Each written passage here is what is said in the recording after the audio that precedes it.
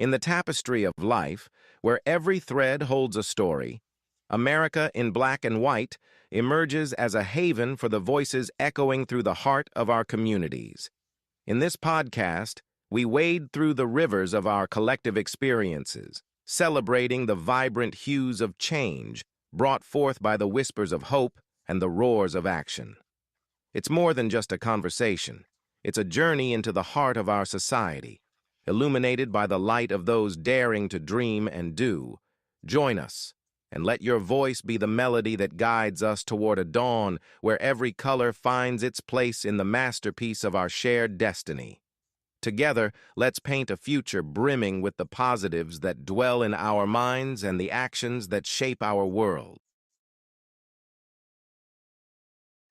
Good evening, family. Welcome to America in Black and White, where we don't just tell stories, we preserve legacies. I'm your host, Charles King, and tonight's episode is a masterclass in resilience, leadership, and transformation. Our guest is a man who has risen from the loading docks of FedEx to the executive suites of corporate America and the halls of federal leadership. He's a strategist, a servant leader, a boardroom visionary, and most importantly, a truth teller. Reginald R. Mebane has spent over 4 decades leading change across sectors from FedEx to the CDC, and now as vice chair of the Family Health Centers of Georgia. He's also an author of The Ghost at the Table, a powerful memoir that lays bare to journey of surviving life, the streets, and corporate America. Tonight we'll explore his leadership, philosophy, his commitment to health equity, his voice as a speaker, and why Frederick Douglass, the great abolitionist and orator, remains the most influential figure in his life and career. This is more than an interview. It's a blueprint for rising, leading, and inspiring, no matter where you begin. Ladies and gentlemen, Mr. Reginald Mebane. Hello, sir. Good evening. Can you hear me? Yes, sir, I can hear you. How are you? I'm doing exceptional on this cold winter Georgia evening. I know that's right. It Ooh, just changed. this bipolar weather is too much. So, can you? Is there anything you'd like to add before we get into the show? I'm just glad to be here. Thankful to be alive and thankful to be able to continue the journey and make life a better place, not only for me, but for others. Yes, sir. So, what I like to do first, when in starting, I like to go into your work as an author, and let's talk about this new memoir that you have. Okay. Can you tell us what inspired you to write The Ghost at the Table? I've always considered myself somewhat of a writer, and I actually wrote this book about 6 years ago. But because I was in the federal government as a senior executive, I decided not to publish it until after I retired from the senior executive ranks in February. But I wrote it about 6 years ago, but I've been writing for a long, long time. The first book that I wrote actually came out in 2001. And the name of that book was I Wish Cotton Was a Monkey.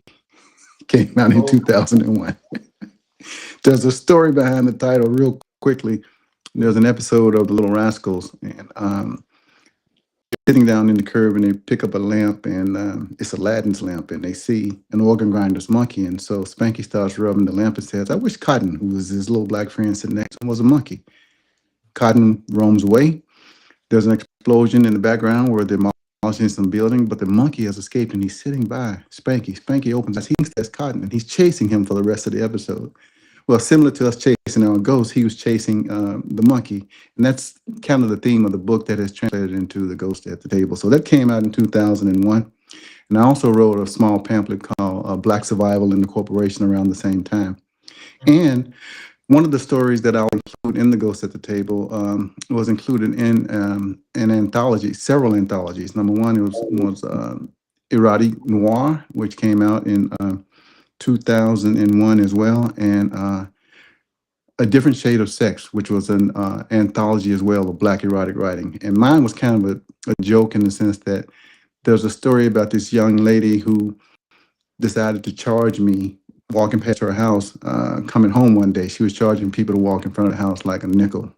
I wasn't going to pay. And come to find out, if I wasn't going to pay, she asked me to kiss her, which is the love part of the story. I said, no way. So at the end of the day, it was going to be a fight. And I wasn't supposed to fight women, but I couldn't tell you at that time exactly what I was fighting because it was all a blur. The next thing I know, my dad is standing in the street and he says, meet me at the house because I told you not to fight girls. But that I was trying to explain to him that really wasn't a girl. I don't know what it was, but come to find out she had a crush on me. And that's the love part of the story. So and the name of that back then in the anthology was Dirty Diane, and I changed the title in The Ghost at the Table to add more details. And now that story is in the book, and it's Dirty Don. But it's a love story. People show love in different ways, and that was her way of saying, "Hey, I like you a lot. If you kiss me, you don't have to pay." Oh, wow. So that was then. So I've been published a couple of times.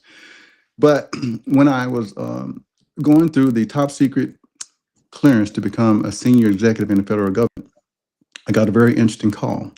The person said, we really want to hire you to come to the federal government as a senior executive. We've looked at your books that are out on the market. And in order for you to be able to get hired as a senior executive, you might want to take those books off the market for now. And here was the first rule that I learned in terms of survival. In order to be able to change within, you got to get into the system. So I took the books off the market.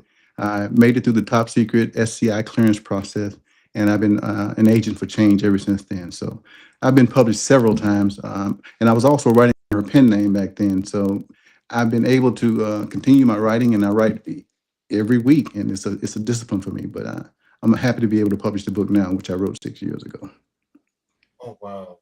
So, can you tell us, how do you decide what parts of your story to share? I think that everybody has a story to share. Everybody has a story to tell. And so I've been in this film inside my head my entire life. And so at the end of the day, I thought it was a good idea to be able to talk about not only how we all face struggles in our life and how we all are recovering from some trauma in our lives, to be able to share that with other people, be able to share the lessons I've learned and the failures that I've encountered so that I can hopefully help people not to make the same mistakes. So the idea has always been percolating in my mind and it's finally come to fruition. But the entire story, the unadulterated truth, I think, and also more importantly, what lessons have you learned from your failures and successes? The two hardest things for us to master in our lives, and share that with other people. My philosophy is work hard, do good deeds along the way, and send the elevator back down. I honestly believe, Charles, that that's why I'm on this earth, to be able to share whatever I have. I learned that lesson a long time ago from my mother. We were very poor.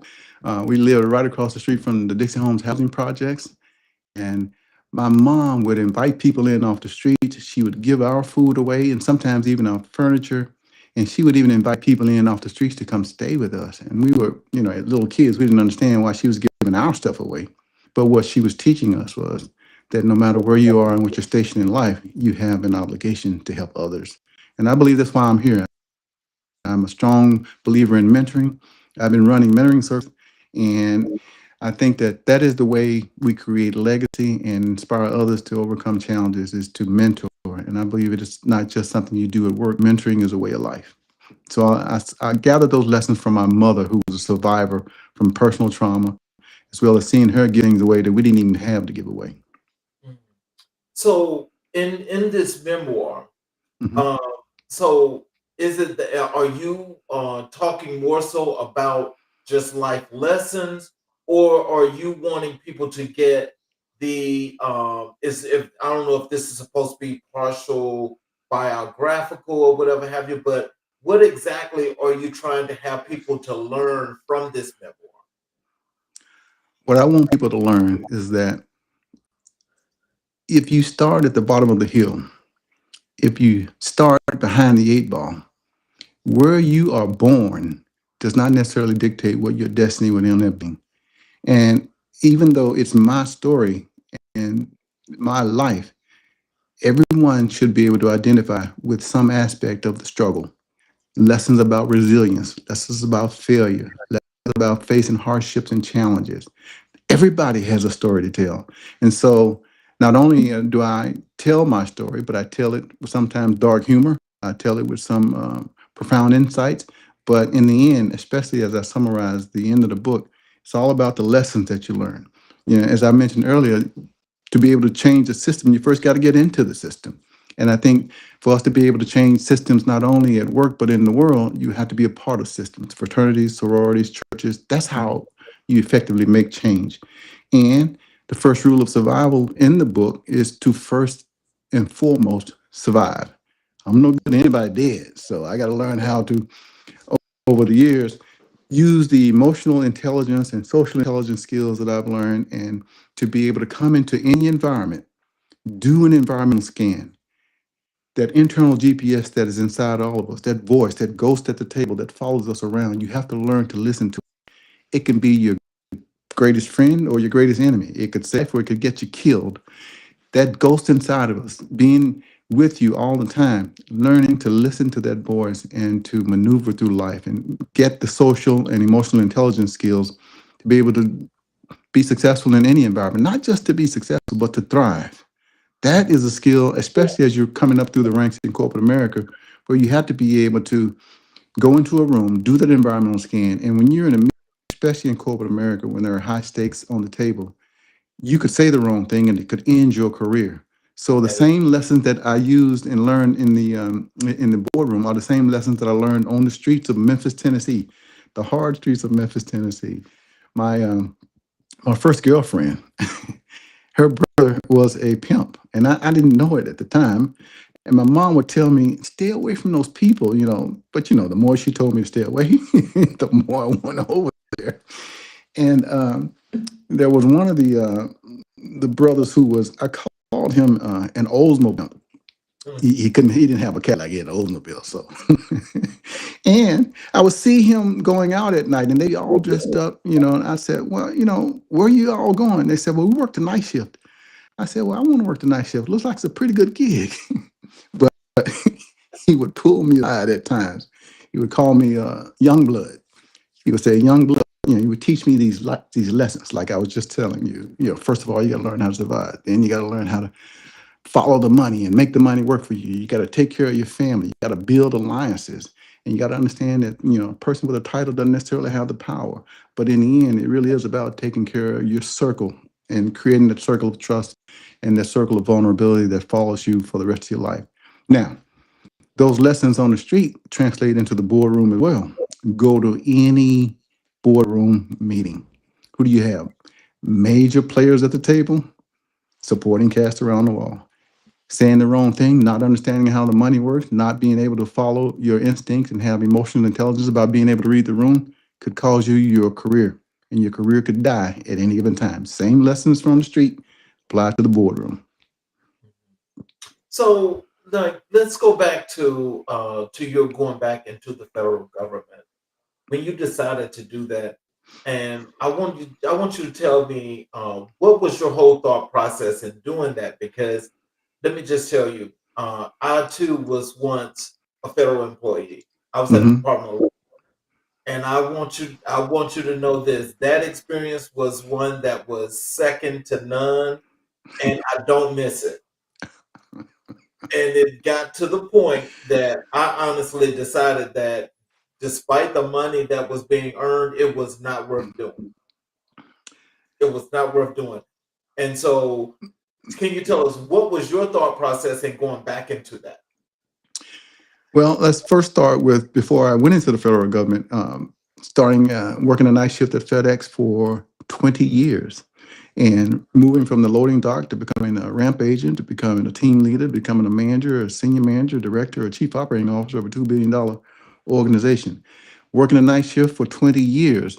While I worked a night shift, I got graduate degrees. I was a psychotherapist in private practice for 10 years, got a certification in clinical hypnosis, worked with gang members and sexual trauma victims, gave up my private practice and my teaching to travel around the world for FedEx internationally.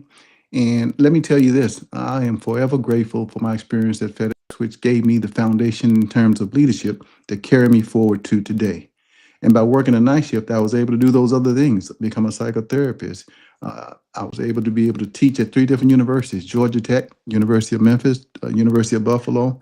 But after 20 years in corporate America and working a night shift for 20 years and ultimately moving to the day shift and becoming the chief operating officer of a $2 billion company, I had the opportunity to take an early retirement.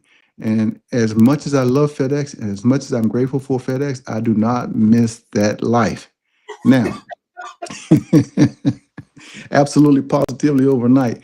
And by the way, if you ever watch the movie Castaway with Tom Hanks, you'll see me in the party scene when they rescue him from the island. They want a real FedEx executives. The best people and some of the best leaders I met in my life and that I learned from at FedEx. I'll be forever grateful to Fred Smith for founding that company and giving me that training, that insight. But I don't miss it. So I was given the opportunity to take an early retirement, and a recruiter reached out to me and said, "Hey, do you want to become a senior executive in the federal government?" I said, "I don't have any idea what that means." She said, "There's a branch of executive management in the federal government called the Senior Executive Service. It's the equivalent to being an admiral or general in the military. As a matter of fact, just like admirals, generals, we get our own flags." So I was able to get through that process and become the chief operating officer, my first job for 5 years for the Coordinating Center for Infectious Diseases. But what drove me to that, I had the opportunity now to really do something that I believe helped me to change the world. The big thing from FedEx that led me to be able to change the world, I think, was to actually sign the contract working on a team to create modern vaccine supply chain delivery for the vaccines that save lives around the world. I actually signed the contract that happened. I've always been an advocate of being able to put back. And there are many things that I've done in my career, and one of those is creating the vaccine contract with others, a group of people that put together the contract to create those vaccines that save lives now, here, and around the world. But I wanted to do something more. I had corporate America, I had made the money, I had the retirement. I wanted to be able to put back into life. And when they reached out to me to become a senior executive, which is the highest level of the federal government in terms of management, I said, why not? But like you said, there's nothing you could have done to prepare me to move from managing in the private sector versus the federal government. And I think you have to learn that leading in the federal government is not the same. It doesn't move at the speed of business in terms of how government processes work. The bureaucracy a lot of times is slow. There are things that do move at the speed of business. For example, vaccine supply chain, which is what got me to the federal government, helping to create a modern vaccine supply chain.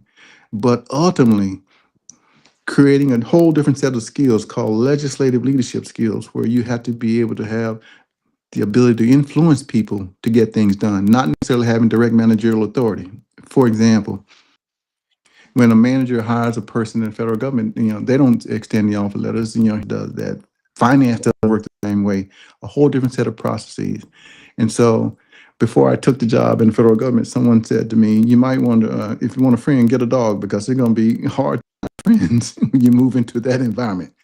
And I tell you, it has been the most difficult and the most rewarding thing I've ever done in my life. Working with some of the bravest people in the world who put their lives on the line to save lives around the world.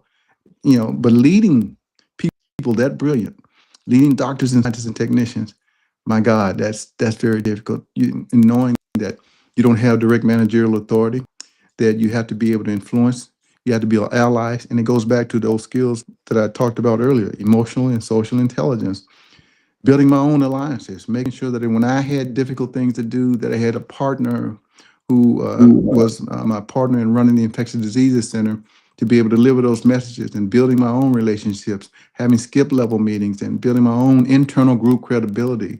It was very, very difficult, but also very, very rewarding. And it was 20 times more difficult leading in the federal sector than it is in the private sector. I tell you, people don't really understand that how difficult it is. There's a book called Good to Great in the Public Sector, or Not-for-Profit, or Social Sectors.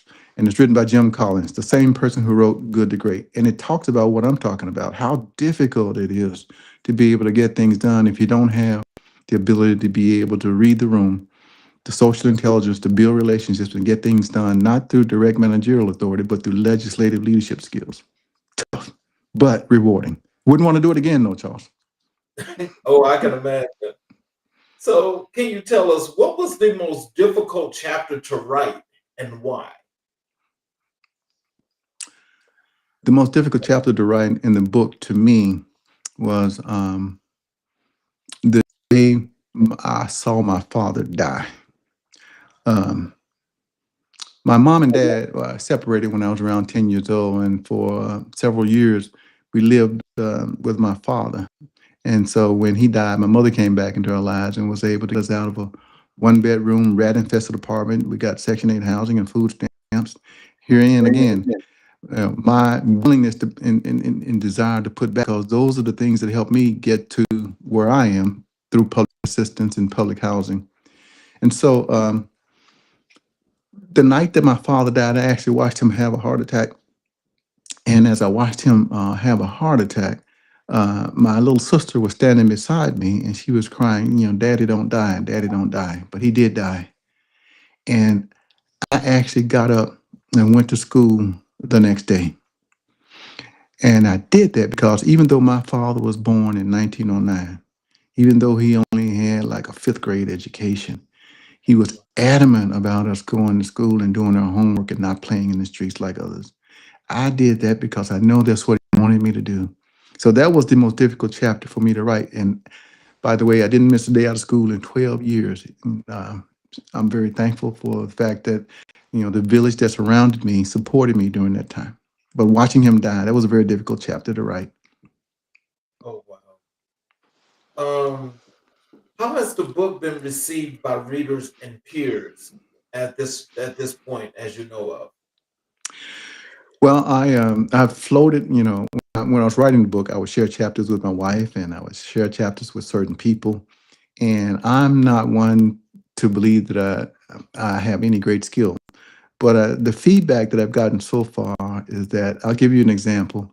One of the people that I admire the most and one of my close friends, his name is Judge Gino Brogdon. And I asked him to give a testimony as part of the book when it comes out. And what he said to me was one of the greatest compliments I think that I've ever gotten as it relates to my writing. And that was, Mebane writes with the skill of an expert trial lawyer, where it puts you right into the middle of the action and you experience the story as you go through it and as you read it. That to me was, Oh, made me wow. feel good, and that he himself is a great writer. And for him to say that, it made me feel real good. And then there's another person that I admire a lot who is a scientist and a doctor at the CDC. His name is Dr. Steve Solomon. I asked him to give a testimony as well. And he, too, gave me some feedback that I value and will value for the rest of my life. And he is the one that pointed out to me that you really need to publish this so that others can learn about the struggle, the resilience, and how to overcome.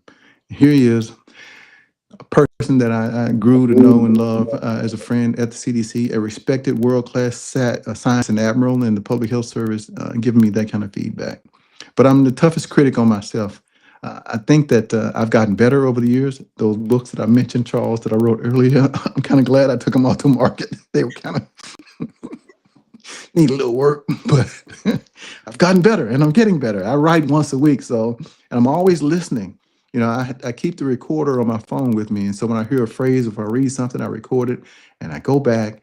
And once a week, I spend 2 hours, dedicated to making sure that I put those words in front of me. And that's how I get the ideas for the stories that I write. But I'm always writing and I'm always getting better. Oh, wow. So tell us, so tell our audience, when is the book coming out, or if it's come out, and where they can actually get it? It actually came out yesterday, November 8th. What's the day? 10th. It came out on November 8th. And now you can go to the website, which we'll publish here, WP Publishing, who is sponsoring me. And also, I wanted to choose a publisher like WP Publishing because I wanted someone, first of all, who understood the struggle, not only the struggle, but as a African American male in today's society. but someone who got that part of it as well as a person who gets me. So I spend a lot of time with the founder, Kim Jones of the company. We become close friends, but he gets me. He's patient with me, but he's also a hard taskmaster. But the book came out. We've been going back and forth over the whole summer to get it out now, and we're very proud of the product. It's being printed as we speak, and people can use the website and the QR code that you have in the advertisement to be able to order the book and get it delivered. Okay. So what do you hope young Black professionals take away from your memoir? Oh, I'm so glad you asked that because I think one of the greatest challenges we have is that the generational challenges you got, in the workplace, for example, five, six different generations. And I think the whole idea around diversity and being able to communicate across generational lines. And, you always would hear the older people say, well, you young kids don't get it when we were growing up. And, sometimes we say the same things about the next generation and the next generation, and especially the digital natives that grew up now with the digital footprint and living their lives online. I hope they get to understand that it's not just about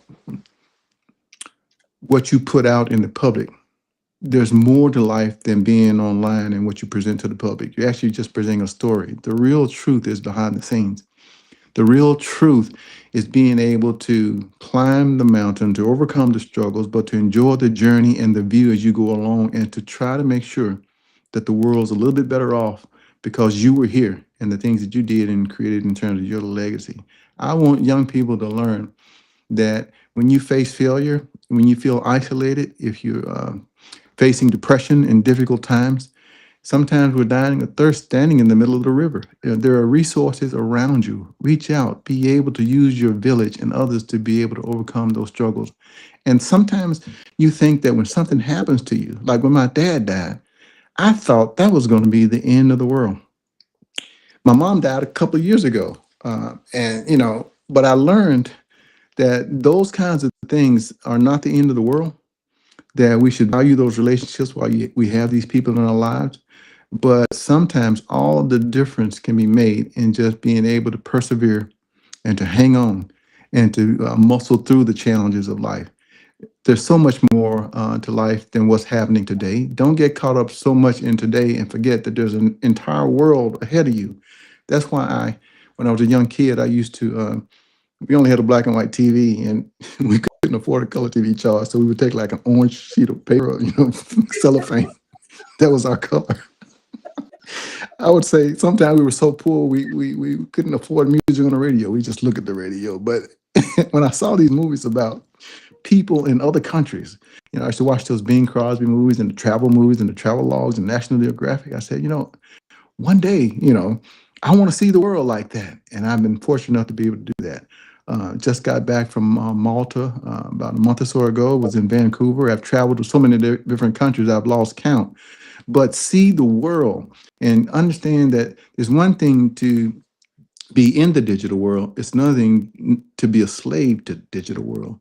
It's okay, to be engaged on social media, but don't be a slave to the phone.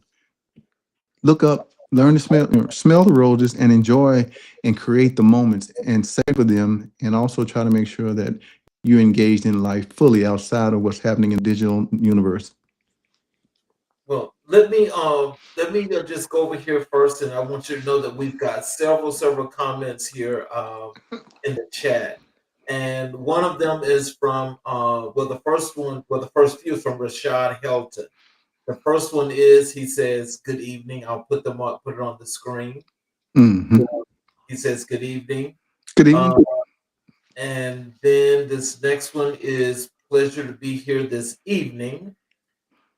And we go down to I guess this was a part of our conversation where he Hmm. says, "Oh wow, it was an interesting title." He was talking about your book, and then he goes and he says, "Congratulations."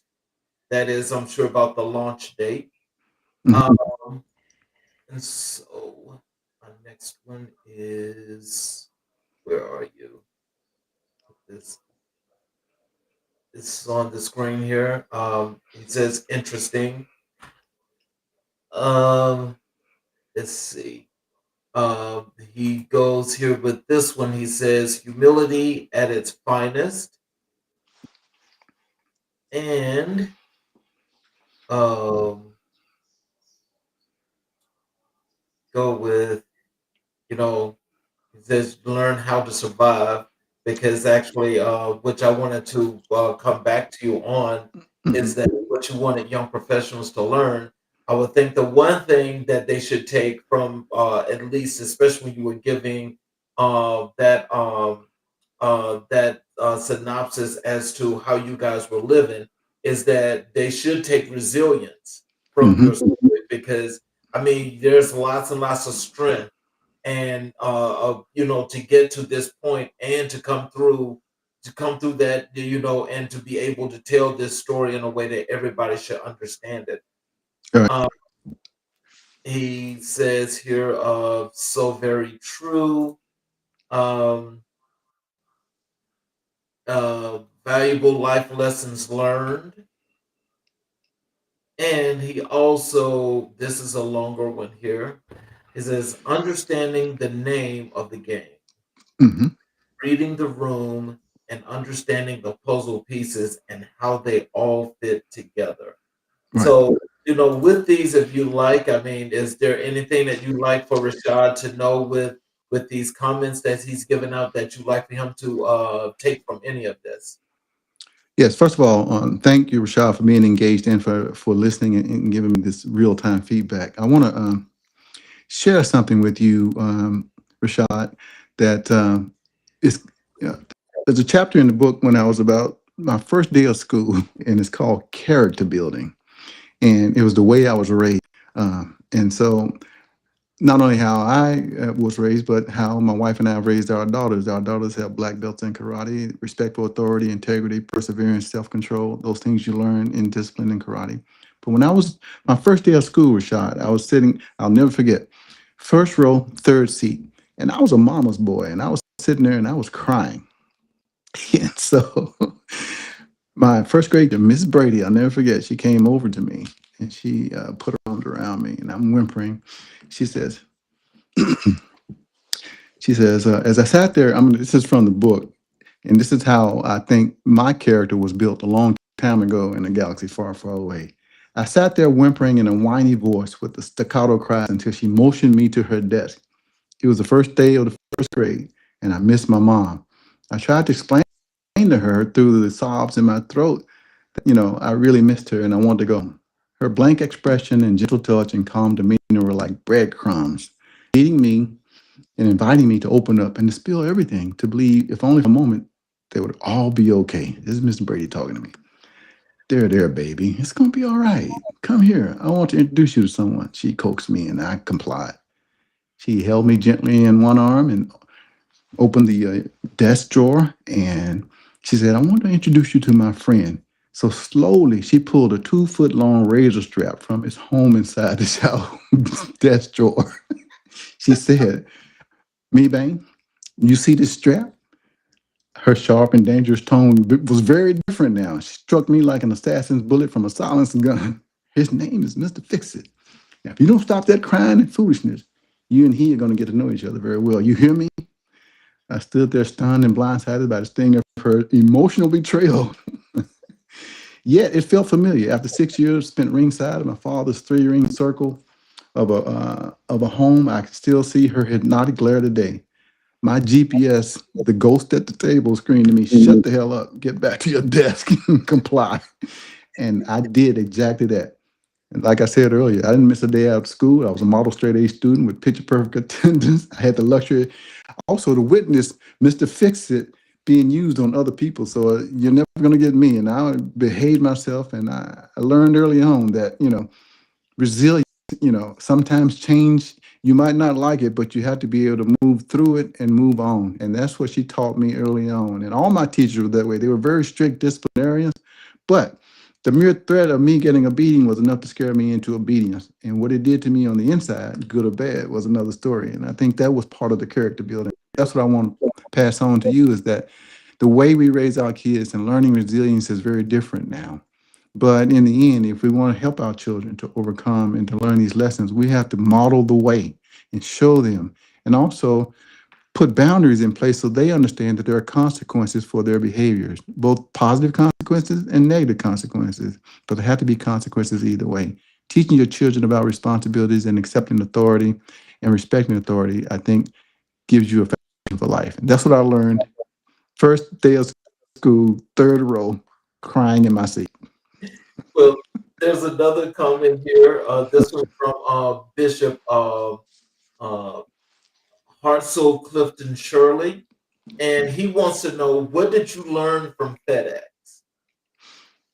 Oh man, what did I not learn from FedEx? First of all, again, I am so grateful for the fact that FedEx had a policy for promoting from within. They also believed in training leaders. Understanding that it's not just good enough to give someone a promotion in the management. Until I give the manager the training, the resources, and the skills that they need, then I'm responsible for hiring that person for what they do when they perform on the job. So they spent so much money sending us to training. I actually got a chance later on to teach at the FedEx Leadership Institute. I taught coaching and leadership skills to people around the world. But the fact that they had a leadership institute, that they had core values, that when they said to get those packages, they're absolutely positively overnight, they meant it. But also that you would be rewarded, that investing in people, having a promotion policy from within. I took so many training classes, man. I should have 3 PhDs from FedEx. But at the end of the day, it was the foundation for me to be able to move on and to actually be successful in the federal government as well. So there's so many lessons. Servant leadership is the first and foremost thing that I learned from FedEx. Learning that we all have needs as people. And I go back to my background as a psychotherapist and understanding Maslow's hierarchy of needs. First of all, you want to have food and shelter and safety and belonging, and then esteem, and then self-actualization. But that third level of need, here's what I learned from FedEx, that if you take care of your people, you don't have to be perfect. That vulnerability can be a strength. That if your people know that you are, I think, that you care about them and you're trying to do the right thing by them, you don't have to be a perfect leader. You don't have to walk on water. And by becoming a servant leader, in the end, your team will outperform all the others if you just simply continue to try to make sure you do right by them, but also hold them accountable. Just like I was saying with my daughter, there have to be consequences, because you don't want the people that are performing highly in the job to be the people that aren't performing. So you have to put in place boundaries. So all those lessons not only applied in the workplace from FedEx, but in my life. Well, Rashad puts here in the chat that your book release date was on his birthday. And he says the real truth is behind the scenes. Sometimes you're dying inside, standing in the river, dying of thirst, standing in the river. And he also says, preserve, hang on. There's more beyond the challenges in life. Right. Um, and says, don't be a slave to the phone. Right. So, but he also says there's gold that you have gave him several golden nuggets. And Good. so, as go ahead. Did you want to say anything? I was going to say, one of the things that you'll see when you get the book is that I try to give the lessons as you go along, and so several of them I think are summarized in the end. Going back to what I said earlier, in order to be able to change the system, you first got to get into the system, and change comes from within. And when I retired, a good friend of mine, his name is Josh Berlin, he gave me this poem called "The Man in the Arena."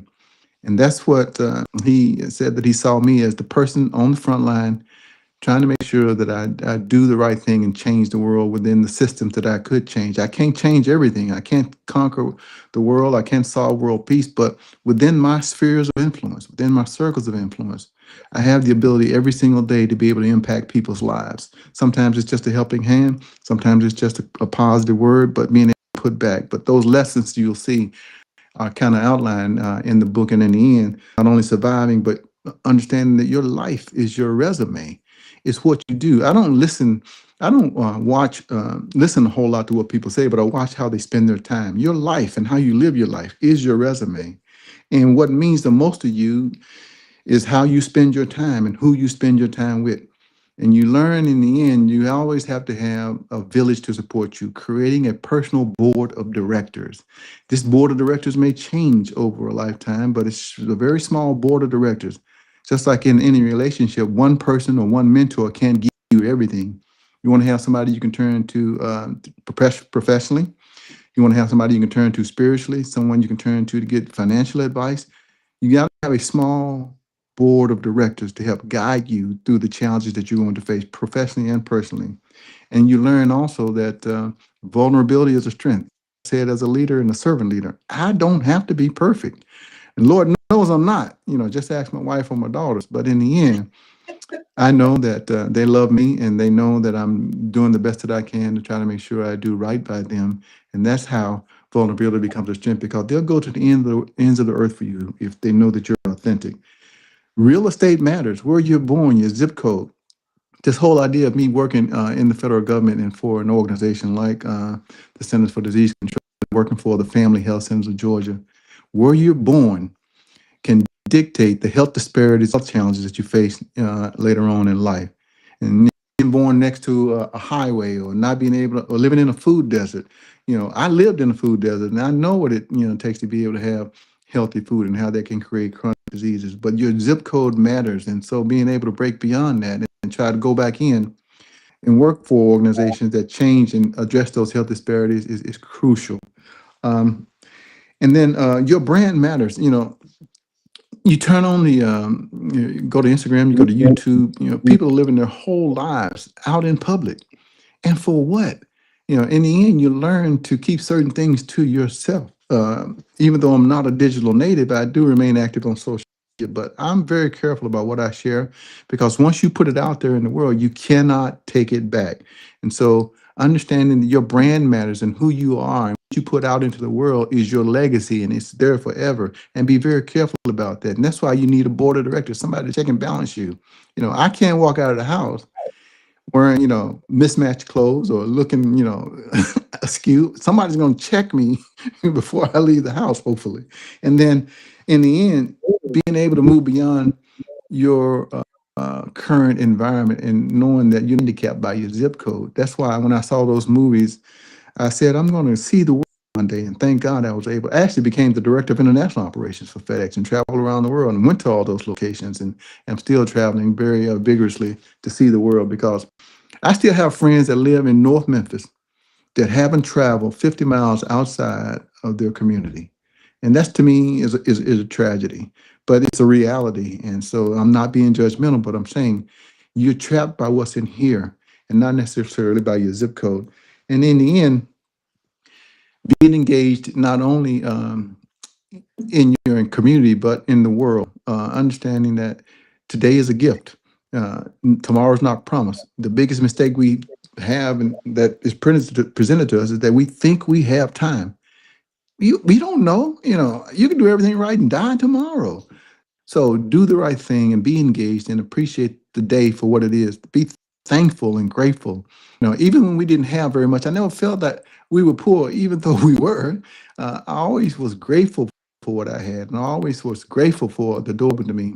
And by the way, the doors that were open for me, 90% of the doors that were open for me were opened by women. And that's why I am adamant about not only making sure that we address these issues about mentoring, but making sure that I do as much as I can to open the door for the women that opened doors for me. It was the guidance counselor who helped me to get a scholarship to a New England prep school in the ninth grade. It was the guidance counselors and the teachers that helped me to apply to get a scholarship to a military.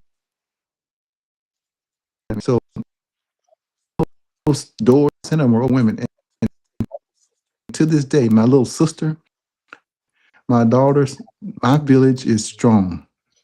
And so Rashad says it's a pleasure to hear your testimony this evening, and he's looking forward to getting your memoir. There's two comments here from Robert Ruiz. He says, very proud of you, Reggie. This is Bob, and I thank you for the opportunities you gave me on my journey to the SES level. Those infectious days were truly infectious. Grateful, Bob. Then he says, true leadership comes from the heart through your brain and mouth. Executive presence is critical. Is there anything you'd like to respond to? Would you like to respond to that? Wow, yeah, I mean, Bob's gonna make me feel so. You just thank you, Bob. When uh, when I came to the federal government, Bob was me on a rotation. He was in the process of becoming a senior executive as part of senior executive service. So I know that when Bob came to me, I really put him through the ringer, but in a way that I felt would be an impact for him for the rest of his life to try to make sure that he was the best that he could. He himself is a great leader, and also making sure that whatever I had, I took him to every meeting. I dragged him everywhere that I could to try to make sure that he saw what I made sure that he wasn't a ghost at the table, but that he was at the table watching us making those decisions so that he could learn in real time. And so for him to say that today, is really goes back to why I believe I'm here on earth. Thank you, Bob. Yes, sir. And we've got okay. There's one from John Dodd, and he says yes, sir. And there's two final comments here from Rashad. He wants to thank you for your resilience and perseverance, powerful interview and testimony as a young black male professional and current federal government employee. I thank you for the nuggets shared during this broadcast. It's funny how we have similar experiences but different communities and generational areas. I'm a native of Newark, New Jersey, and I know the struggles of what you shared and how I too was resilient in overcoming and getting me to where I am today. Servant leadership is huge alongside transparency and accountability in the industry. Wow. Yes, that's some really powerful comments. I want to thank you guys for sharing, and you can continue to share. Um, so can you tell us um, how did writing this book help you process your own journey?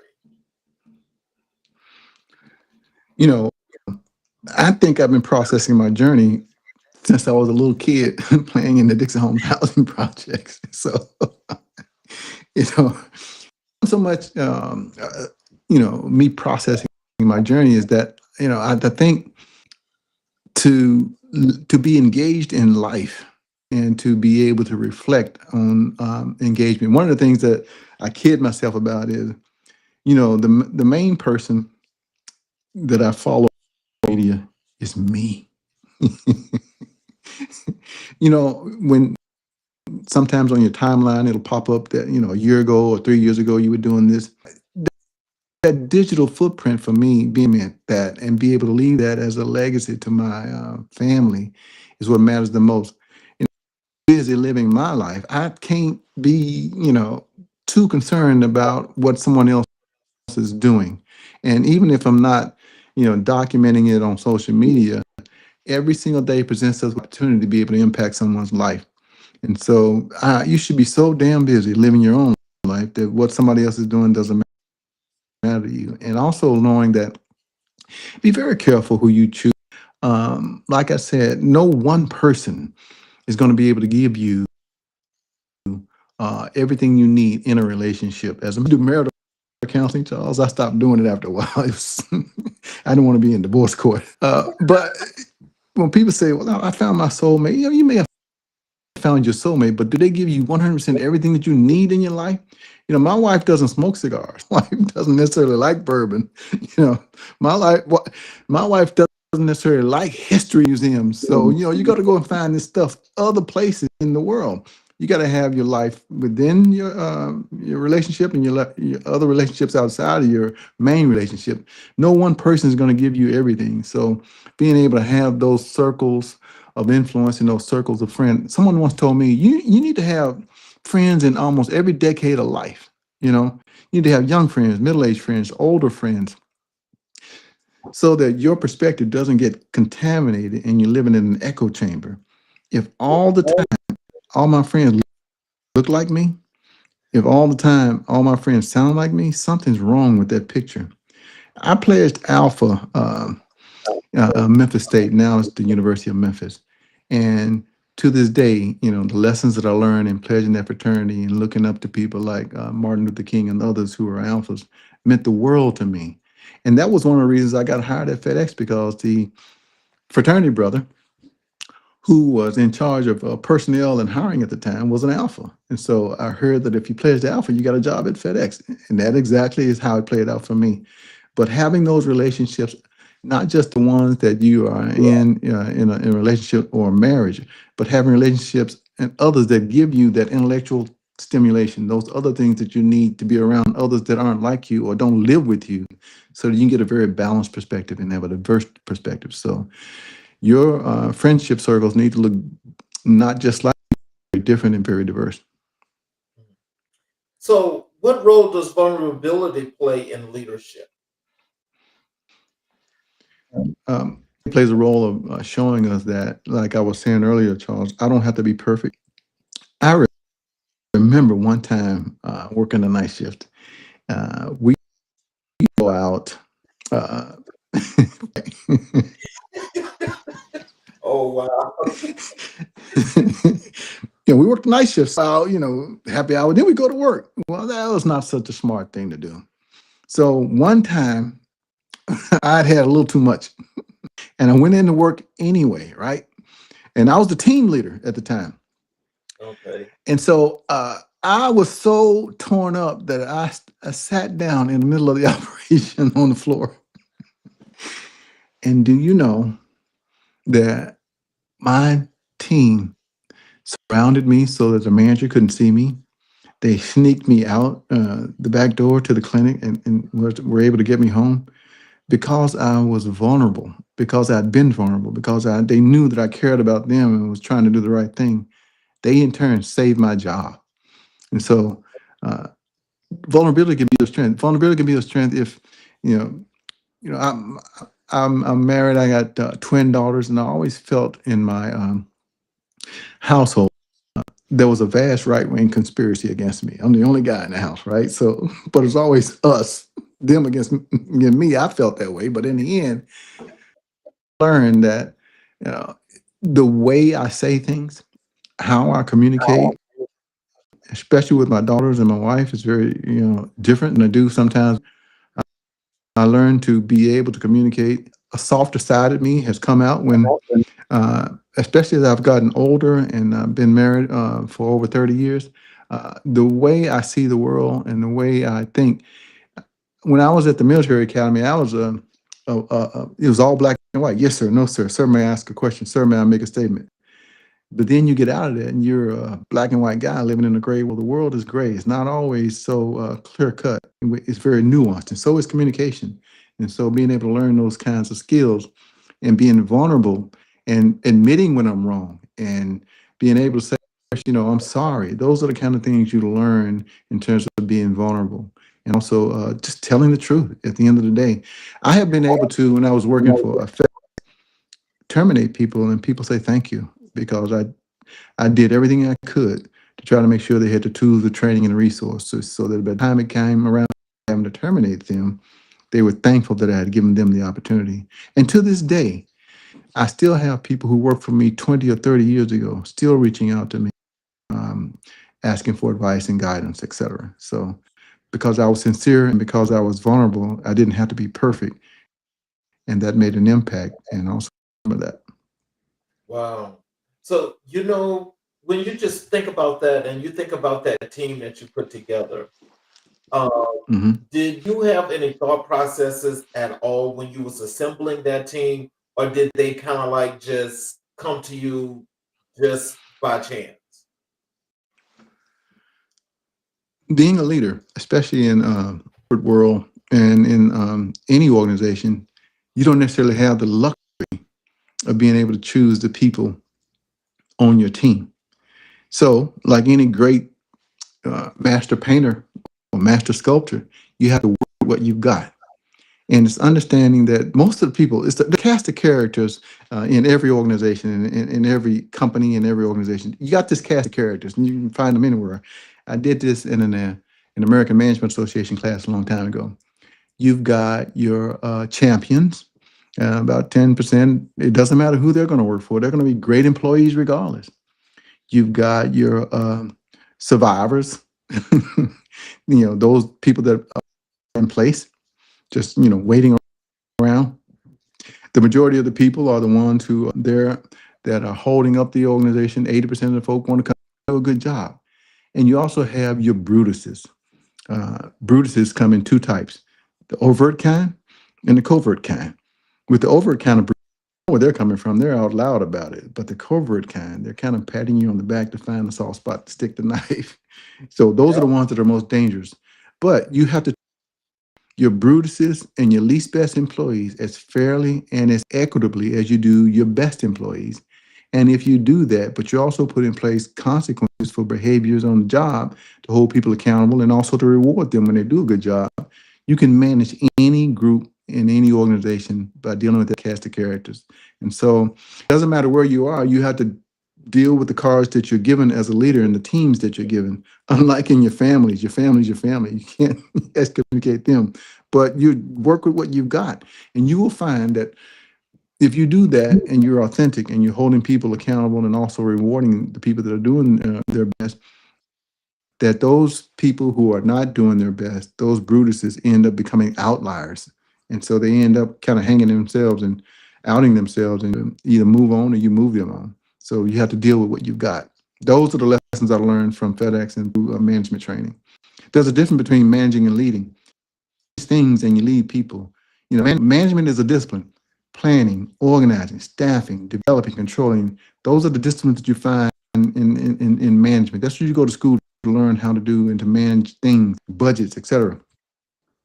Leading is an entirely different story. I think the Bible of leadership is what I use when I taught at the FedEx Leadership Institute. And even today, I still refer to it as the leadership challenge.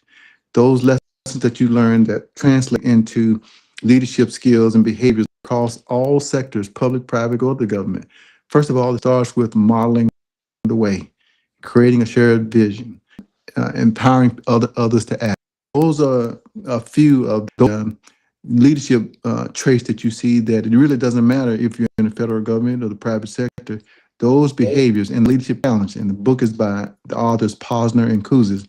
You learn that those are the things that you learn as a leader that are the blueprint for a lifetime. It's called the leadership challenge, with modeling the way, walk the talk, and then making sure you create an environment where you train and give people the power to be able to act they need to do. I used to always say, Charles, on any given day, challenging the process is part of that behavior. On any given day, if someone wasn't glad to see me come in or happy to see me leave, I've not done my job. So putting in place the consequences, both the positive consequences and the challenging consequences that hold people accountable to what you do as a leader. And you will be successful where you're leading, whether it's the church, whether it's in the private sector, or whether it's in the government. So let me ask you this, because one of the comments here that Rashad was talking about was that it's difficult to find a mentor, especially in Mhm. the federal government. Mhm. How do you mentor, or have you mentored, some of your understudies when you were in the federal government? How did they find you, or how did you get to that point? I started what's known as mentoring circles 20, 30 years ago when I worked once a month.